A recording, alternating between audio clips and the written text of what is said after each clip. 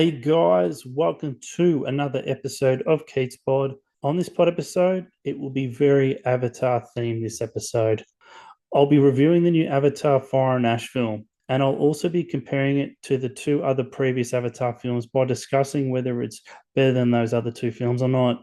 Before I start reviewing the Avatar films, I'll also be speaking about the following: Sam Worthington, who plays the main character Jake Sully; 20th Century Fox Studios, who once owned the Avatar movie rights before being bought out by Disney; a bit about the making of this film; and some interesting information about the Avatar film franchise.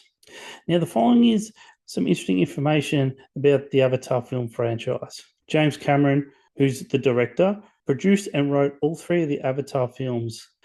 He also plans on making 5 Avatar films in total, where he has 2 more left. He's also directed, produced, and wrote classic films such as Titanic, Terminator 1 and 2. He produced and was co-writer of the Terminator Dark Fate movie, which was released in 2019, that also had a very old Arnold Schwarzenegger return. Get down, get to the chopper.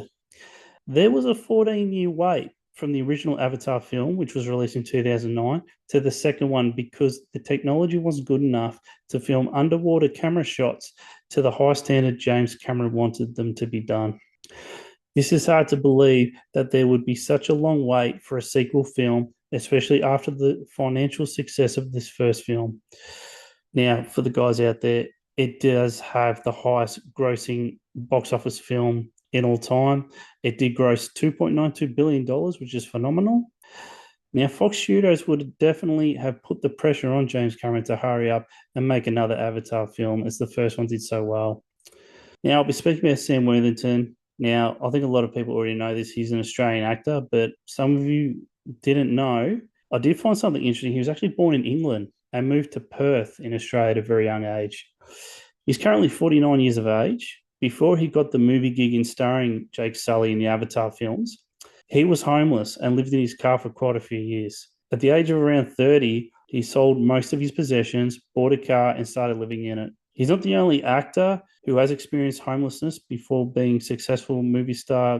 Now, for example, Sylvester Stallone is another actor off the top of my head. He was homeless before he got really big with the Rocky and also the Rambo movies. So without those movies, geez, who knows? He'd probably still be homeless, Sylvester Stallone. But look, guys, homelessness, it's a serious thing. And some of these superstars that you see, they were once homeless, and very interesting.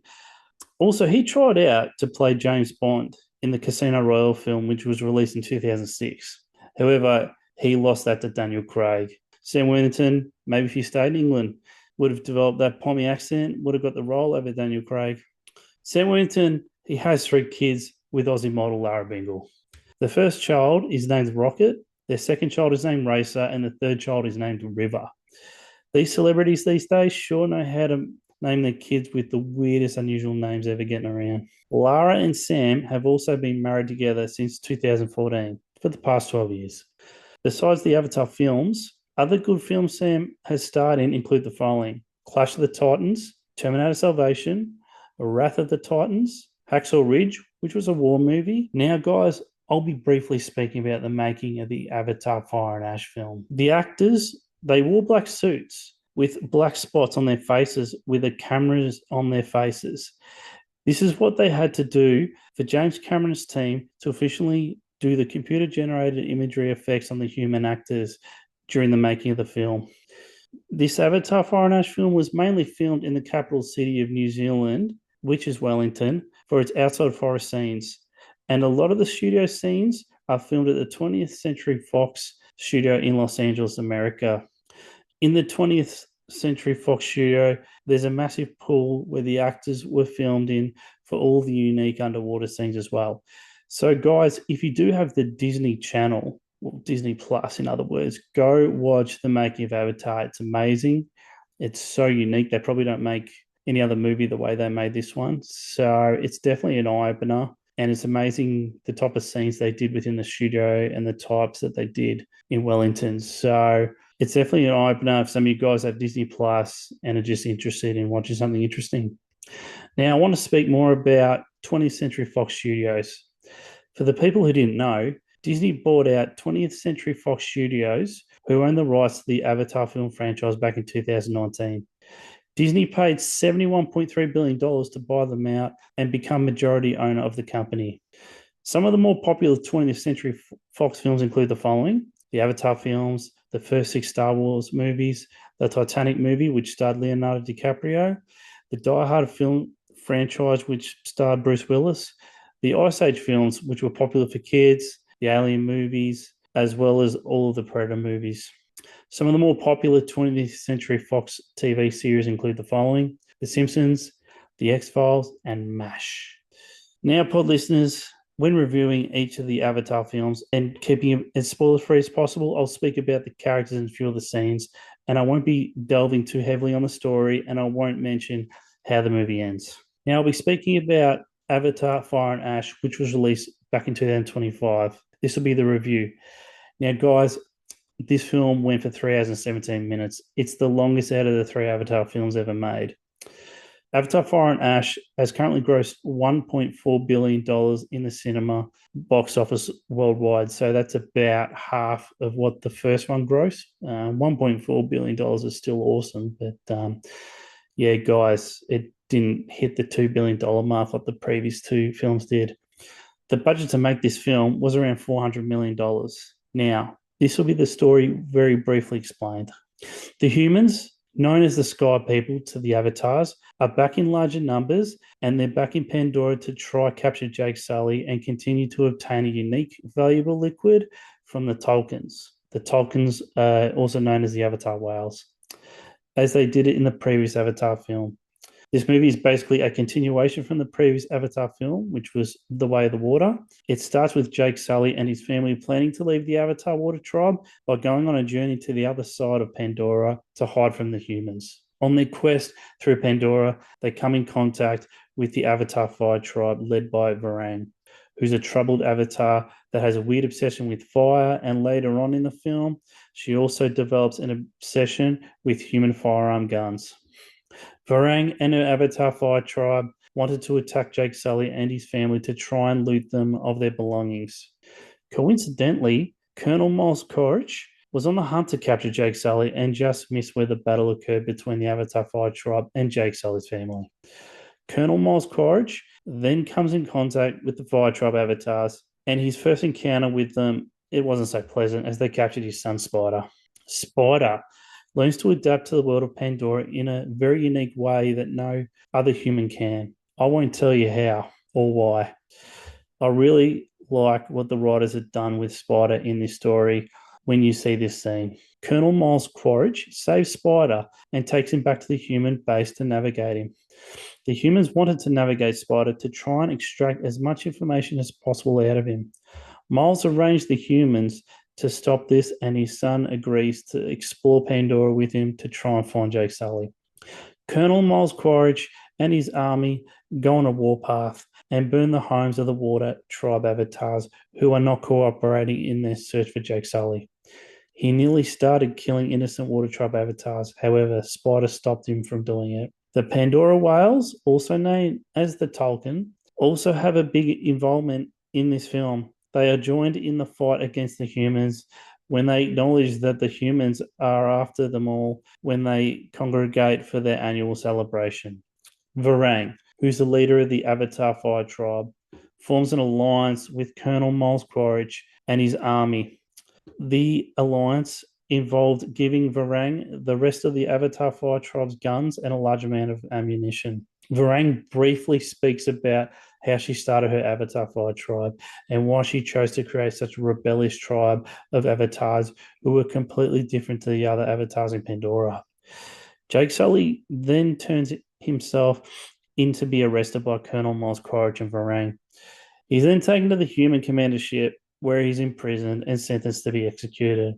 In predictable fashion, he's then freed. I won't tell you how, and he ends up uniting with his avatar buddies to fight the humans and the Fire Tribe avatars. There are a couple of main characters who die in the final battle. I won't mention them. You'll have to go see that yourself when you see the film. The movie does open itself for a sequel with the way it ends, and it looks like we'll be seeing Colonel Miles Quaritch and the Fire Tribe avatars again. However, They might not be teaming up with the humans in the next film. What I like about the film, the battle scenes you'll see are some of the best you'll see in any Avatar film. The battle scenes are epic. The movie is visually stunning and it's the best Avatar film visually you'll ever see. The movie had a production budget of $400 million, and you really see why the film was so expensive to make with the beautiful CGI graphics.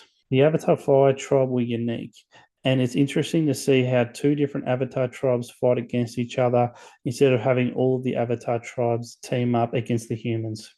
The writing with the character Spider, they make him more of an Avatar in this film compared to the previous ones. I won't say how. You'll have to go see that for yourself so you understand what I'm talking about. What I didn't like about the film, there was no backstory on the Fire Tribe avatars. If there was, it would have made the movie better, as the Avatar Fire Tribe were interesting. Farang, who's the leader of the Avatar Fire Tribe, briefly spoke about her hatred for Aira and her interest in fire, but that's about it. The storyline was quite repetitive in terms of there was continual kidnapping of certain characters. I'll leave it at that, and I won't say any more on that. The movie focuses on the kids more so than the adult avatars, which, in my opinion, is a bit boring. The kids can be a bit annoying throughout this film. My rating of this film is an 8 out of 10. There is more exploration of the Pandora world, and there's better action scenes compared to the two previous Avatar films. However, the storytelling and writing isn't as good as the first Avatar film, in my opinion. I'll now speak about Avatar Way of the Water, which was released in 2023, giving it a bit of a review. This film went for 3 hours and 12 minutes. Avatar Way of the Water grossed $2.3 billion in the cinema box office worldwide. The budget to make the film was around $460 million. So this film had the highest budget compared to the other Avatar films. The following is the story briefly explained. This film starts off 16 years after the first Na'vi avatars battled the humans and bet them in the first Avatar film. Jake Sully has now become a permanent avatar and isn't an avatar body controlled by a human's mind anymore. He has family with 3 kids that he had with his partner, Neytiri, and they've adopted 2 other kids. Colonel Miles Quaritch is the evil antagonist again. However, he's now no longer a human. He's a permanent avatar just like Jake Sully. He then comes across his son Spider, who he thought went to Earth and had no idea that he has been in Pandora for many years. Jake Sully feels Spider might tell his father, Colonel Miles Quaritch, where him and his family have been living. Therefore, he's on a journey to live somewhere else in Pandora, and he finds himself living with the Water Avatar tribe. When trying to live with the Water tribe avatars, there were certain conditions they had to meet before Jake Sully and his family were accepted to join them. They had to be able to swim, catch fish in the ocean to eat, and ride sea creatures that were used for the avatars to transport along the water quicker. Jake didn't think it was a problem to gain acceptance from the leader of the Avatar Water tribe, who's named Oloyaktan Donawa. However, he knew it was going to be hard to win over his wife's acceptance, who's named Sahik Ronal. Both Jake Sully and Oloyaktan Donawa's kids weren't getting along at the start. There was even a fight between them that occurred.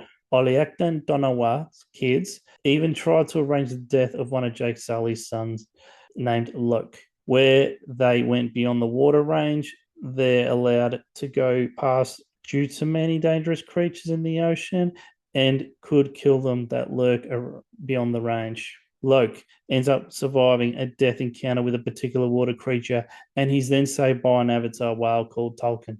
The avatar whale called Tolkien takes Luke back to the water tribe where he's in trouble with Jake Sully, who grounds him. Colonel Miles Quaritch captures 2 of Jake Sully's kids, Kiri and Tuck, and has them handcuffed to the main human ship. Jake Sully is told to hand himself over and go to the main human ship if he didn't want his 2 kids killed. Jake obliges to hand himself over in the hope his kids will be let go.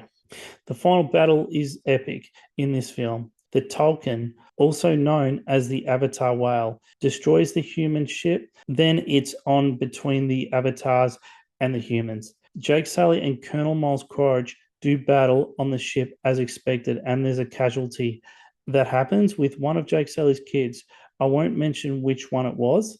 You'll have to see that for yourself when you watch the film. The way this film ends, it does open up for another film. And why not? The Avatar film series are a massive money maker now for Disney. What I like about the film, the underwater scenes are beautiful in this film, and you won't see underwater scenes like this in any other movie you'll see. The Water Tribe avatars and how they differ in looks compared to Jake Sully and his family, who are Navi Forest avatars. What I didn't like about the film, the scenes when you saw the kids from the different tribes bullying each other, in my opinion, you didn't need to have that. That was just stupid annoying. The writing of this film was the weakest part of this film. The story wasn't as interesting and more predictable compared to the other Avatar films. Now, my rating out of 10 for this film is a 7 out of 10. The underwater computer generated imagery scenes are as good as you'll see in any of the Avatar films. The writing of the film's story is average, as its pacing has issues, and it's a pretty predictable story. In my opinion, is this film better than Avatar Fire and Ash? I'm going to say no. I believe this film was not as good as Avatar Fire and Ash, as its action scenes weren't as good. However, its underwater scenes were more spectacular. I'm now going to speak about the Avatar 2009 film and give it a review as well. This film went for 2 hours and 42 minutes. So it was the shortest compared to the other two Avatar films. Avatar 1 was released in 2009 and it's the highest grossing film ever made. It grossed $2.92 billion in the cinema box office worldwide. The budget to make the film was around $237 million as well. I'll now be briefly speaking about the story of Avatar 1. This movie starts in the year 2154, and during this time, Earth is suffering from resource limitations and ecological collapse. Humans in the army, scientists, and mine workers go to Avatar world called Pandora to learn about the planet and see if there's any valuable minerals to help the humans living on Earth. The human scientists use Avatar bodies by controlling them with their minds in psionic link units. They look like chambers, by the way. They do this to learn the ways of the Avatar, and also humans can't breathe in Pandora. Jake Sully is the main character in this film, who's played by Australian actor Sam Worthington, just like the other two Avatar films. He's an American Marine who's a paraplegic, and he's recruited to be an operator of an Avatar who his twin brother once used before he passed away. Jake Sully is ordered to use his avatar to spy and blend in with the native Navi forest avatars. And once he's been accepted by them and earned their respect, he's then ordered to try to peacefully have them leave their homeland so they are not killed by the humans who want to obtain the resource minerals underground of which they reside. The humans do destroy their homeland. That results in many casualties of the forest avatars. The avatars and different species that live in Pandora overwhelm the humans and beat them in the final battle of the film. What I like about this film, the backstory of learning how the Navi forest avatars live daily was impressive. Having humans control avatars in psionic link units to blend in with Navi forest avatar tribe was also pretty impressive as well. The computer generated imagery for a film made in 2009 was so good it was a game changer in the film industry, in my opinion. What I didn't like about the film didn't show as many different creatures in the Pandora world compared to the other two Avatar films. Neytiri got really annoying at times during this film. There were times she treated Jake Sully like shit when she really didn't need to. It got pretty stupid when these things occurred. In my opinion, is this film better than Avatar Fire and Ash? Yes. First Avatar, in my opinion, is the best Avatar film out of the three. This film is definitely written the best and is the most interesting out of the three Avatar films. Now, in my opinion, the worst Avatar film to the best Avatar film. Now, the third best Avatar film is, in my opinion, Avatar Way of the Water. This film had the best underwater CGI scenes compared to the other two films. They were beautiful. However, it would have been a better film if the writers had Jake Sully and his family explore more of Pandora, as the film was mainly filmed where the water tribe resided. The second best Avatar film, in my opinion, was Avatar Fire and Ash. This film had the best action CGI scenes compared to the other two films. It would have been a better film if they had more of a backstory with Farang and her fire tribe to make the film more interesting. The best Avatar film, in my opinion, is the first Avatar film. This film had the best story writing and it was the most interesting with learning how the Na'vi forest avatars lived their daily lives and how the humans controlling the avatar bodies with their minds when locked in a psionic link unit. Well, guys, that's it for me. I hope you've really enjoyed this Avatar themed podcast episode, and I'll see you all on the next episode of Keats Pod. Cheers.